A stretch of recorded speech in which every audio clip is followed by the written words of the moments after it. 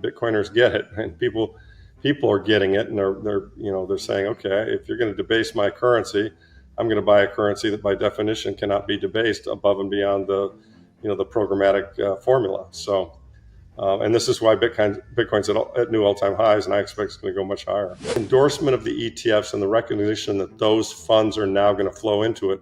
This is no longer just a niche form of sound money. This is mainstream sound money, and it can really, in a meaningful way, compete with gold. And so, this is buying, Bitcoin right here is buying Microsoft in its first 5 or 10 years of existence. It's going up forever, Laura. I mean, this thing, unless we're wrong about this being adopted as the base layer of money, and I see no evidence to suggest that's the case, these coins will be, 100,000, then they'll be 400, then they'll be 1 million, then they'll be 4 million, then they'll be 10 million. The government spends more than it takes in tax revenue. We know that, and it's getting worse. How do they finance that? They finance that by issuing a bond. Okay, the bond gets an interest rate price gets set on that bond, which is a reflection of the supply and demand for those bonds. And if there is no demand, kind of by definition, that means the interest rate price has to get higher, and that higher interest rate price would then lead to more interest expense for the government, which it would kind of lead to what James Lavish has said so clearly is a debt spiral or a debt death doom loop. And so the federal government and the Federal Reserve have a real incentive to try and keep interest rates under control. That's a key piece of what they have to do, because if we went to, we're at on the 10-year now, we're in the 4s, but we were at 5, and we saw how that created a problem last fall. Mm-hmm. And so if we went to 5, 6, 7, 8 on the 10-year and higher rates on the, or similar rates on the shorter durations, the government interest expense would blow out even further, and it's already blown out. It's over $1 trillion a year, up from much less than that 3 or 4 years ago. But and so it would accelerate the funding problem and the financial problem that the government has. And so as a result of all of that, the government and others are looking for ways to find more buyers of those bonds, and because to the degree that they can find a buyer that creates supply or creates demand, which would bring interest rates down, and that's what they want to have happen. They want to have interest rates come down so that their funding costs are lower. The banks can buy these bonds, and often they do, and then they quickly flip them to the Fed or flip them to somebody else, or they can leave them on their balance sheet, but they're somewhat constrained in terms of what they can leave on their balance sheet because of what you referred to, the SLR, the supplementary leverage ratio. And it's confusing even to experts like me. It's somewhat confusing how this whole mechanism works, because it's kind of tricky monetary plumbing that nobody really pays attention to. But boy, when this ISDA letter came out, those of us who were in the know, Fed Guy 12, Joseph Wang or Luke Groman, or those of us who are watching Lynn, or those who are watching the monetary plumbing very carefully, like, holy shit! If I'm reading this correctly, this means that these banks can buy as many of these bonds as they want, no problem, and they can create the money to do it. And so it's kind of, broadly speaking, it kind of looks like QE infinity. Mm-hmm. Now, because of the way it's sort of backdoor and subtle, obviously the Fed right now, if they were to stop QT and announce QE, that would be seen as being massively inflationary. I find it amazing that the CBO is projecting not that great an outcome for the next 5 or 10 years. And they're saying there won't be any recessions in a 10-year window. And they think that inflation and interest rates are going to go back to 2 or 3%. And, I'm like, what planet are these people living on? So yeah, we live in a financial fantasy world, really, that these people have kind of constructed. But, there are some free markets. Probably Bitcoin is the freest of all the markets in terms of, lack of manipulation. And guess what? They get it. Bitcoiners get it, and people are getting it, and they're saying, okay, if you're going to debase my currency, I'm going to buy a currency that by definition cannot be debased above and beyond the programmatic formula. So, and this is why Bitcoin's at new all-time highs, and I expect it's going to go much higher. So, I think gold is going to do incredibly well in the monetary debasement that's coming, but I think Bitcoin is going to do much better than that. And so as an investment manager, my job is to earn the top risk-adjusted return for my clients. And I view Bitcoin as a better risk-adjusted return than gold this far into the game. And now having a lot of the risks in my mind in Bitcoin gone away. perfect example. One of the biggest risks, I think, in Bitcoin until the ETFs, was TradFi looked at it, or most investment pools looked at it and said, how can we invest? And Saylor made this point. How can we invest in something that we think the government might shut down? And when the government approved the ETFs, I mean, they more or less gave the green light. Say, well, we're not going to shut it down, at least not now. There might come a time when they're in distress and they decide they want to shut it down. That's a whole different discussion, but that's a few years out. And so, I think with the endorsement of the ETFs and the recognition that those funds are now going to flow into it, this is no longer just a niche form of sound money. This is mainstream sound money, and it can really, in a meaningful way, compete with gold. And so, as a result of that, and I think it will beat gold over time. But that doesn't mean nominally, I don't think gold will ever go down. I mean, gold in fiat terms will continue to go up, just not as quickly as Bitcoin. And so I've not completely abandoned gold. And I think gold is very appropriate for people who want a sound money alternative with lower volatility. That some people need that, right? You can't, 70, 80, 90-year-olds or, whatever, older investors can't comfortably be putting huge pieces of their net worth into Bitcoin, knowing that there are times when it has 50 to 70% drawdowns. It's irresponsible. They can certainly put in 10, 20, 30, 40%. And so if you want a sound money, asset that can't be printed by the government, that has never really gone down more than 20% in a given year, gold represents a solid choice for some people. Today, we're exploring Larry Lepard's perspective on Bitcoin. Lepard, a financial expert and the founder of Equity Management Associates, is renowned for his expertise in investments, particularly in gold. However, despite his primary focus on gold, he has gradually recognized the potential of Bitcoin as an investment opportunity over time. In one of his interviews, Larry discussed various topics including the United States bond market, interest rates, Bitcoin prices, and the overall impact of high interest rates on the economy. A growing concern is that the recent upturn in interest rates means financing government debt has become more expensive.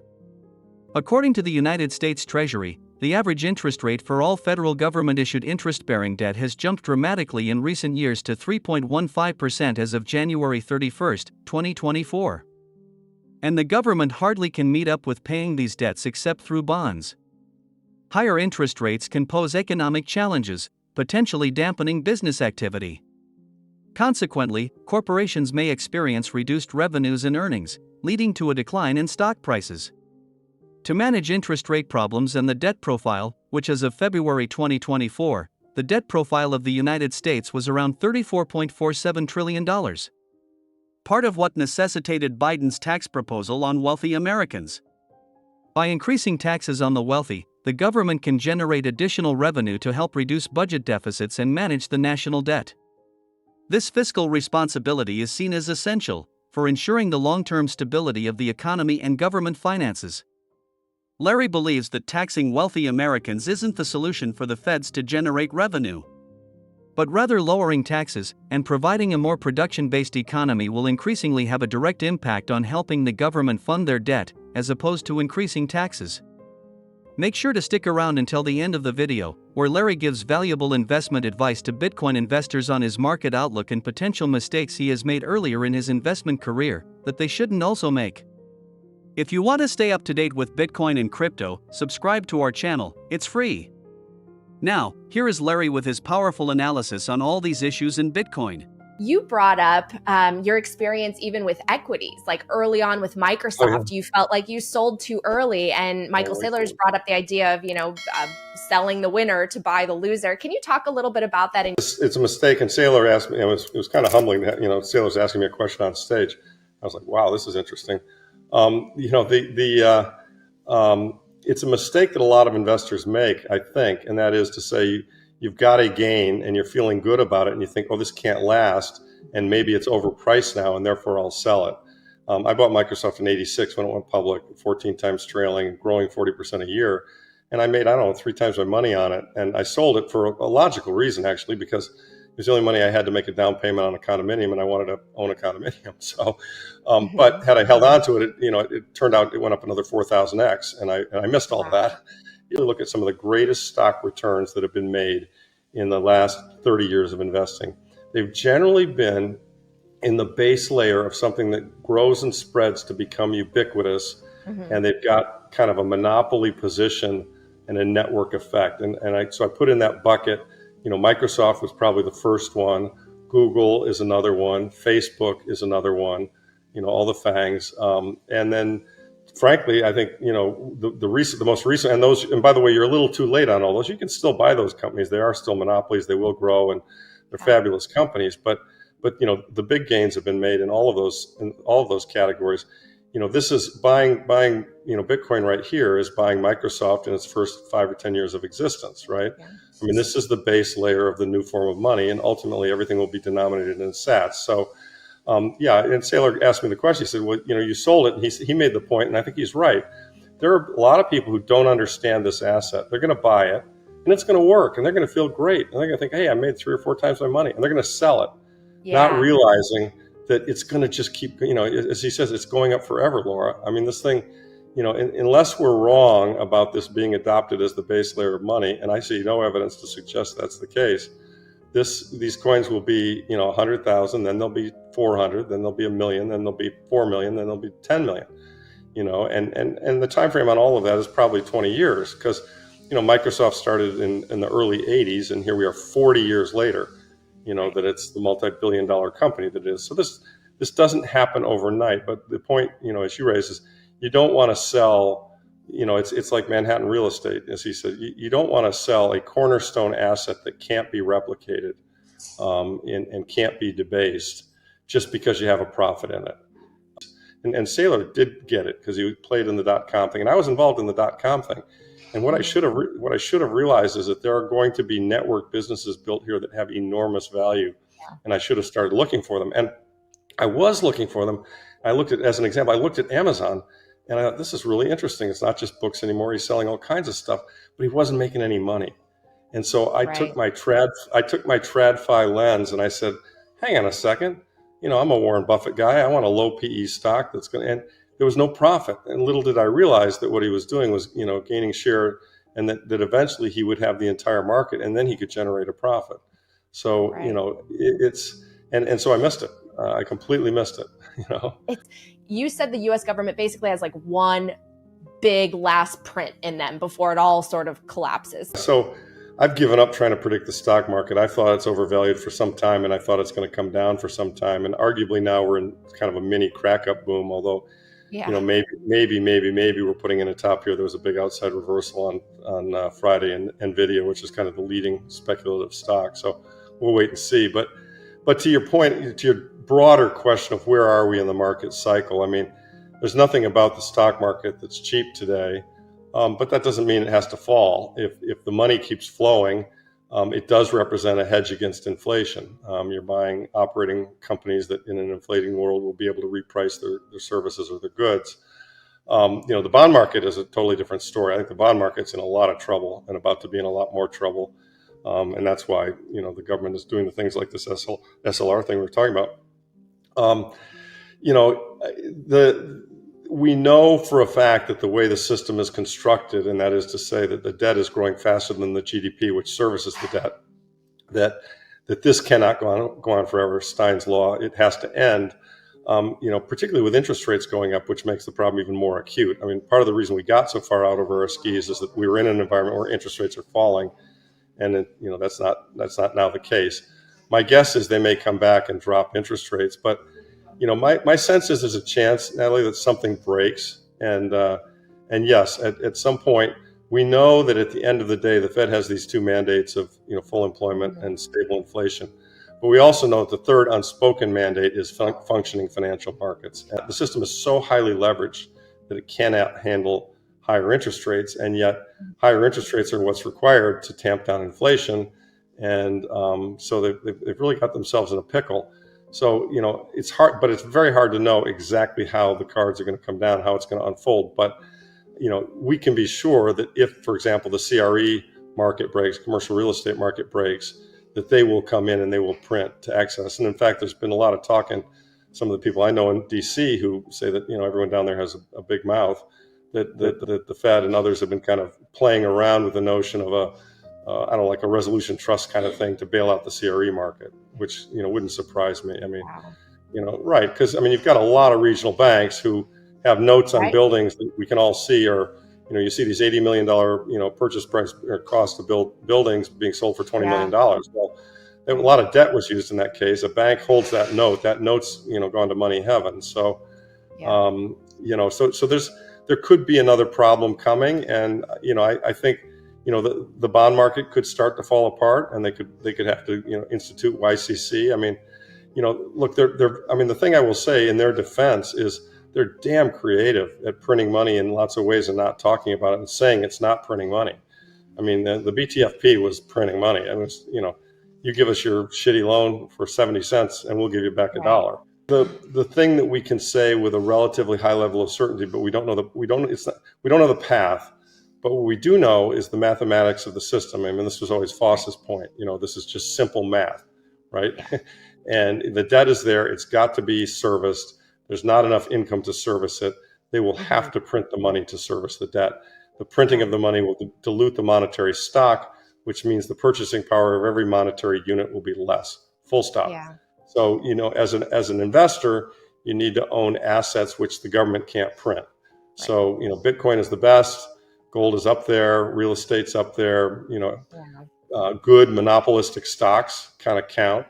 Et cetera. So there are ways to protect oneself, and I think people have to do it, right?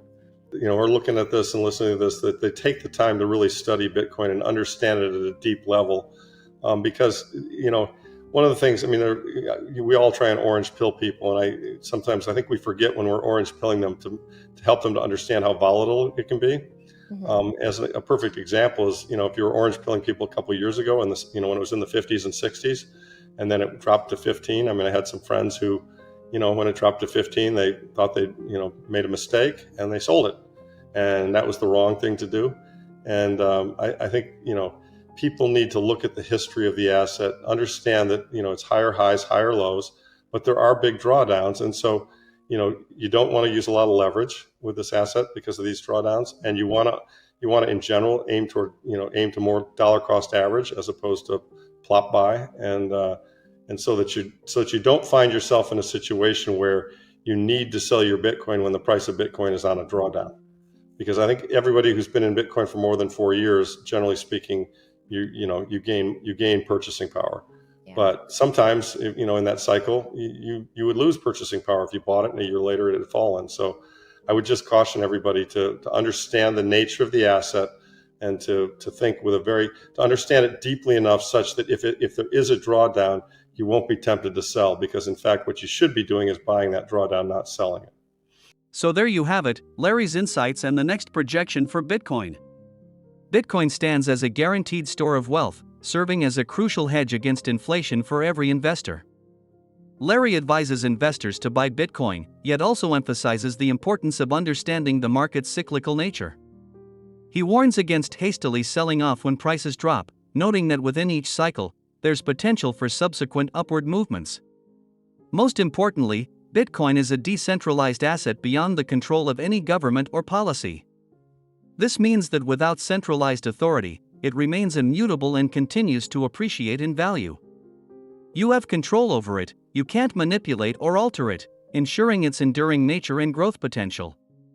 If you enjoy financial content, please subscribe to our channel, like, comment and share the video.